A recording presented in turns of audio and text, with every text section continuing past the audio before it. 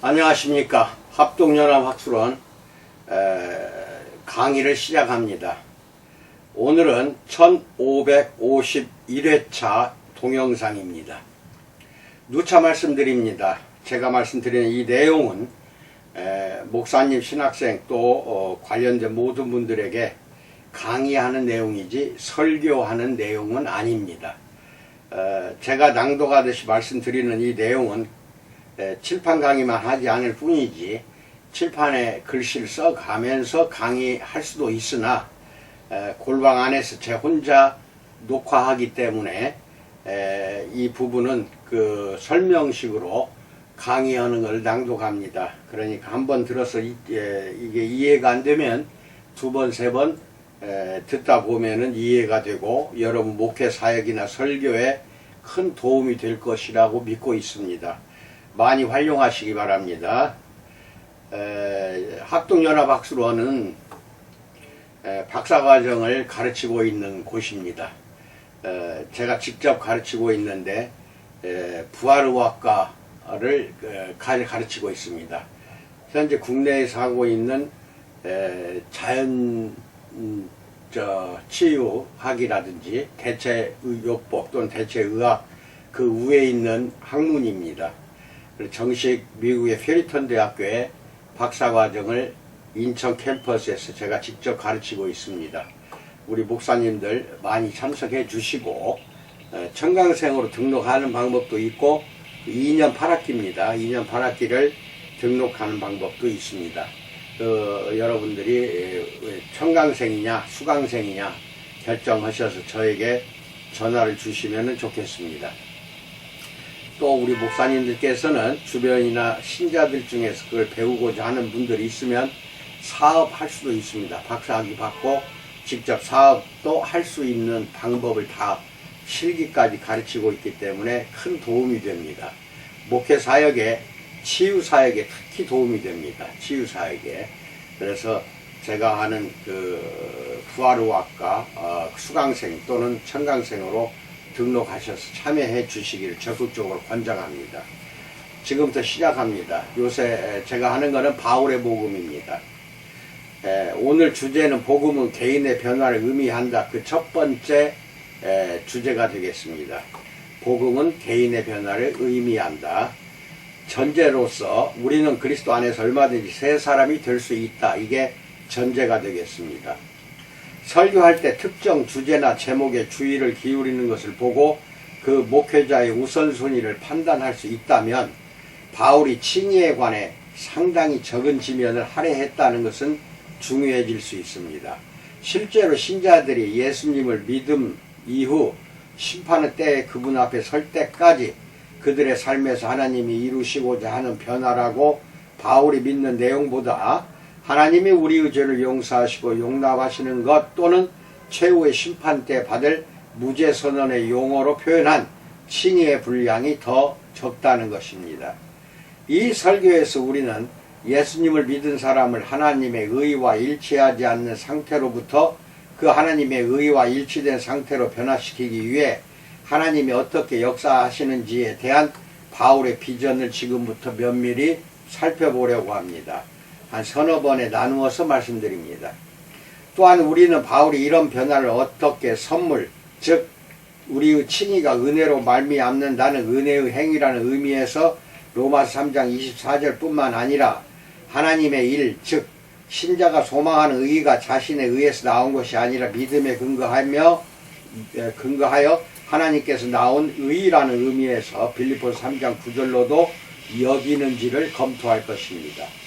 매 순간 변화에 대한 바울의 비전을 듣는 자를 복음으로 맞이해 주고 있습니다. 첫 번째, 우리는 하나님과 새롭게 시작하도록 자유로워졌다에 대해서 알아봅니다. 우리의 변화를 위한 출발점은 하나님께서 행하신 놀랍도록 너그러운 행위입니다. 하나님의 정의처럼 하나님의 너그러움 역시 하나님 존재의 중심이 되는 인애에서 나옵니다. 인애. 로마서 5장 6절로 8절에서 우리가 아직 연약할 때의 기약대로 그리스도께서 경건하지 않은 자를 위하여 죽으셨도다. 의인을 위하여 죽는 자가 쉽지 않고 선언을 위하여 용감히 죽는 자가 혹 있거니와 우리가 아직 죄인 되었을 때 그리스도께서 우리를 위하여 죽으심으로 하나님께서 우리에 대한 자기의 사랑을 확증하셨느니라 라고 말씀합니다. 앞에 강의에 살펴보았듯이 은혜와 상호성에 근거한 관계들은 그리스 로마 세계의 사회적 기본 구조의 근본적인 것이었습니다. 하나님의 은혜가 놀라운 이유는 그것이 우리에게 거저 주어진 것이거나 우리가 일도 하지 않았는데 받은 것이라서가 아닙니다. 하나님의 은혜는 은혜에 속한 어떤 행위나 내재해 있는데 이는 정당한 대가를 치르는 것이 아니라 은혜의 행위가 되어야 하기 때문입니다. 하나님께 극단적인 무례함과 적의를 보인 사람들에게 하나님이 극단적인 너그러움을 보이시는 까닭에 하나님의 은혜는 놀라운 은혜가 됩니다. 바울이 로마서 1장 18절로 21절, 24절로 25절, 28절에서 말했듯이 우리 존재의 실상으로 인해 우리는 우리로 하여금 하나님을 위해 살게 하시고 창조자를 기쁘게 하는 길로 행하게 하신 것에 감사할 수밖에 없습니다. 우리 자신을 위해 살고 하나님 보시기에 추한 것을 행함으로써 우리는 이미 배은 망덕을 저질렀는데 그럼에도 하나님은 그의 아들 예수 그리스도의 존재 안에서 우리에게 보답을 기대하지 않으시고 더 많은 것을 주십니다. 하나님은 우리의 죄를 용서해 주시고 새롭게 시작하게 하시고 하나님께 합당한 반응을 우리가 보이고 하나님이 우리를 창조하셨을 때 의도하신 모습으로 우리가 변화될 수 있도록 새로운 기회를 주시는 등 선물을 확장하십니다. 골로새서 1장 14절, 2장 13절로 14절에서 그 아들 안에서 우리가 속량 곧 죄사함을 얻었도다. 또 범죄와 육체의 무할례로 죽었던 너희를 하나님이 그와 함께 살리시고 우리의 모든 죄를 사하시고 우리를 거스르고 불리하게 하는 법조문으로 쓴 증서를 지우시고 제하여 버리사 십자가에 못 박으시고 라고 말씀합니다. 또한 골로새서 1장 21절로 23절에서 전에 악한 행실로 멀리 떠나 마음으로 원수가 되었던 너희를 이제는 그의 육체의 죽음으로 말미암아 화목하게 하사 너희를 거룩하고 흠없고 책망할 것이 없는 자로 그 앞에 세우고자 하셨으니 만일 너희가 믿음에 거하고 터 위에 굳게 서서 너희 들은 바 복음의 소망에서 흔들리지 아니하면 그러하리라. 이 복음은 천하 만민에게 전파된 바요 나 바울은 이 복음의 일꾼이 되었노라 라고 말씀합니다. 예수님이 왜 죽으셔야 했는지를 설명하는 많은 이론들이 있습니다. 그 중에서 가장 옹호되는 이론은 우리가 마땅히 받아야 할 벌을 받으시기 위해서 또는 의로움으로 인해 분노하신 하나님을 만족시키기 위해서 예수님이 죽으셨다는 이론일 것입니다. 하지만 우리가 놀라운 십자가를 생각할 때 하나님의 진노로 인한 희생자를 볼 필요는 없습니다. 하나님 사랑의 표현, 사람들을 이 새로운 시작 속으로 끌어들이려는 하나님의 소원, 하나님과의 이 새로운 시작이라고 보는 것이 가능하고 어쩌면 그러는 편이 더 합당할 것입니다. 속죄에 관한 핵심적인 구절 하나가 다시 로마서에서 발견되는데 이것은 놀라운 일이 아닙니다. 로마서 3장 23절로 25절에서 모든 사람이 죄를 범하였음에 하나님의 영광에 이르지 못하더니 그리스도 예수 안에 있는 속량으로 말미암아 하나님의 은혜로 값없이 의롭다 하심을 얻은 자 되었느니라. 이 예수를 하나님이 그의 피로써 믿음으로 말미암는 화목제물로, 화목제는 제물이라는 속죄의 제물입니다. 세우셨으니 이는 하나님께서 길이 참으시는 중에 전에 지은 죄를 간과하심으로 자기의 의로우심을 나타내려 하심이니 라고 말씀하고 있습니다. 속죄의 제물, 화목제물입니다. 그리스어에 대한 가능성 있는 번역이긴 하지만 유일한 번역은 아닙니다. 바울과 지중해에 살고 있던 대다수 유대인들은 구약 성경을 히브리어만 읽은 것이 아니라 그리스어 번역, 즉 70인역으로도 읽었습니다. 사실 이 지역에 살던 대다수 유대인들은 성경을 그리스어 번역으로만 읽었습니다. 고국을 떠난 지 오래되어 모국어를 잊어버렸기 때문입니다. 바울이 여기서 사용하는 그리스어 단어는 필라스테리온인데 이 단어는 하나님께서 화목을 이루기 위해 사람들을 가장 친근하게 만나셨던 장소이며 언약궤의 뚜껑이었던 시은좌, 멀시 시트 은혜의 자리를 나타내기 위해 출애굽기와 레위기의 그리스어 번역에서도 사용되었습니다. 다니엘 베일리는 이 구절을 이렇게 읽어야 한다고 제안합니다. 하나님께서는 그의 아들을 화목의 새로운 장소인 은혜의 자리로 지명하셨다라고 말입니다. 이런 행위에 하나님의 주도성이 있다는 의미를 더 잘 전해준다는 점에서 이는 매력적인 가능성이 있는 제안입니다. 예수님 안에서 구체적으로 그분의 죽음 안에서 하나님은 만나주시고 합의를 보시는 장소를 우리에게 베풀고 계십니다. 이 특별한 단어가 어떻게 번역되든지 간에 하나님의 주도성이 이 본문에서 매우 중요한 요소라는 것은 분명합니다. 이는 은혜이며 이는 하나님의 너그러움입니다. 우리가 감정이 상한 하나님께로 돌아갈 길을 찾음으로써 이 변화의 여정을 시작해야 한다는 것이 아니라 하나님께서 우리에게 오시는 길을 친히 찾으셨다는 점에서 그러합니다. 예수님이 끔찍하게 처형당하신 것은 우리를 찾으시고 우리를 자신과 화목하게 하시며 새로운 시작을 가능하게 하시는 하나님의 진실하심을 보여주는 표시입니다. 그리고 하나님의 경륜 안에서 예수님의 죽으심의 의미가 무엇이든지 간에 예수님의 십자가 처형은 자신을 방어하기 위한 정치 체제가 저지른 비록 가혹한 야만적 행위이기도 했다는 사실을 결코 잊어서는 안 됩니다. 바울은 이 화목의 특질에 대해서도 단호합니다. 관계가 서로 소원해졌다가 다시 화해한 경험이 있는 사람들은 종종 그 관계가 예전 같지 않다고 느낄 때가 있습니다. 새로운 상황은 그들을 현재의 형편에 처하게 만든 나쁜 추억과 감정을 떠오르게 합니다. 시쳇말로 이런 것을 응어리라고 합니다. 바울은 하나님께서 골로새서 2장 13절로 14절에서 또 범죄와 육체의 무할례로 죽었던 너희를 하나님이 그와 함께 살리시고 우리의 모든 죄를 사하시고 우리를 거스르고 불리하게 하는 법조문으로 쓴 증서를 지우시고 제하여 버리사 십자가에 못 박으셨다는 생생한 언어를 사용합니다. 이것은 우리에게 하나님에 관한 한 우리의 옛 모습이 어떠했는지에 근거해서 하나님과 우리의 관계에 응어리가 존재하는 일은 없다는 것을 전해주기 위해서입니다. 예수님의 십자가는 우리로 하여금 예수님을 믿게 하시려는 하나님의 진심 어린 초대일 뿐만 아니라 우리가 지금까지 잘못 행한 모든 일의 목록을 하나님께서 기억하지 않으신다는 엄숙한 선언입니다. 이로 인해 우리는 에베소 3장 12절에서 우리가 그 안에서 그를 믿음으로 말미암아 담대함과 확신을 가지고 하나님께 나아감을 얻느니라 라고 말합니다. 죄의 용서와 하나님과의 관계 회복은 모두 이제 바울이 여러 곳에서 초점을 맞추고 있는 것처럼 칭의에 매우 중요하고 실제로 근본적인 측면입니다. 예를 들어 로마서 4장 1절로 12절에서 의롭다고 여기시는 것을 가장 분명하게 묘사하는 시편 32편 1절로 2절을 인용해서 이 사실을 강조합니다. 로마서 4장 7절로 8절에서 불법이 사함을 받고 죄가 가려짐을 받는 사람들은 복이 있고 주께서 그 죄를 인정하지 아니하실 사람은 복이 있도다함과 같으니라 라고 말씀합니다. 이 첫 번째 칭의에서 우리는 하나님의 놀라우신 너그러움과 긍휼을 봅니다. 하나님은 경건하지 아니하는 자들을 실제로 용서하셔야 했으며 그래서 그들을 의롭다고 로마 4장 5절에서 말씀하십니다. 하지만 새로운 시작을 우리의 변화라는 복음의 시작일 뿐입니다. 새로운 시작은 변화의 복음 시작입니다.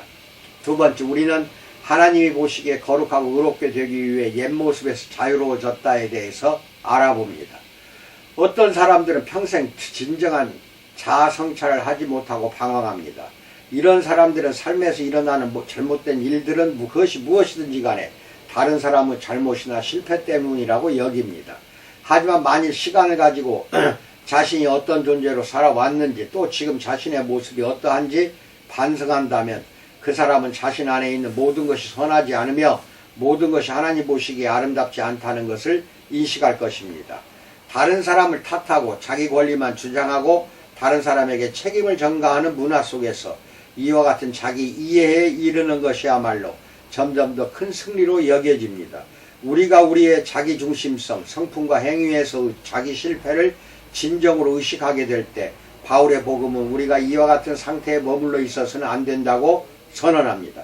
디도서 3장 3절로 8절에서 우리도 전에는 어리석은 자요 순종하지 아니한 자요 속은 자요 여러가지 정욕과 행락의 종로로 단 자요 악독과 투기를 일삼은 자요 가증스러운 자요 피차 미워한 자였으나 우리 구주 하나님의 자비와 사람 사랑하심이 나타날 때에 하나님께서 우리를 구속하시되 우리가 행한 바 의로운 행위로 말미암지 아니하고 오직 그의 긍휼하심을 따라 중생의 시승과 성령을 새롭게 하심으로 하셨나니 우리 구주 예수 그리스도로 말미암아 우리에게 그 성령을 풍성히 부어주사 우리로 그의 은혜를 힘입어 의롭다 하심을 얻어 영생의 소망을 따라 상속자가 되게 하려 하심이라.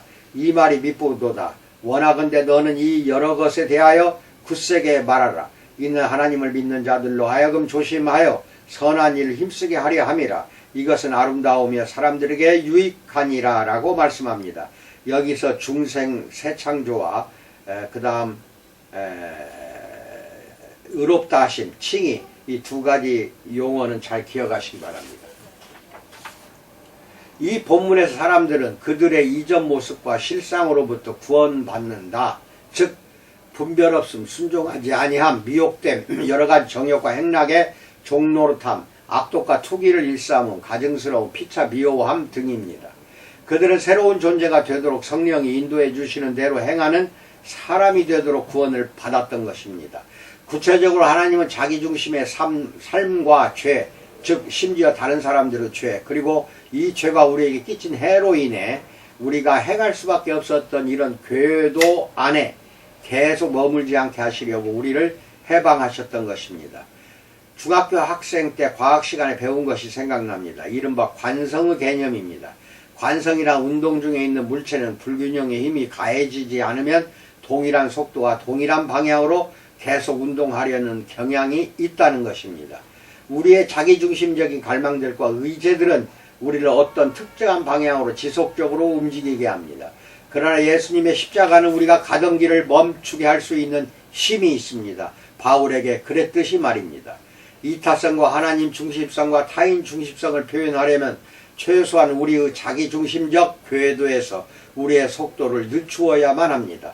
그리고 하나님의 선물이신 성령님은 우리의 삶에 불균형의 힘을 넣어주십니다.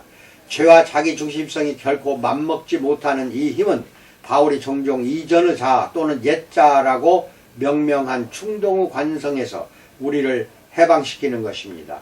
옛자의 목적은 많은 불의를 쌓고 다른 사람에게 악을 행하고 하나님께서 창조하신 사람에 대한 하나님의 목적을 발견하지도 못하고 살아내지도 못했다고 정죄하는 것이므로 하나님은 이런 자아에서 우리를 구원하셨던 것입니다.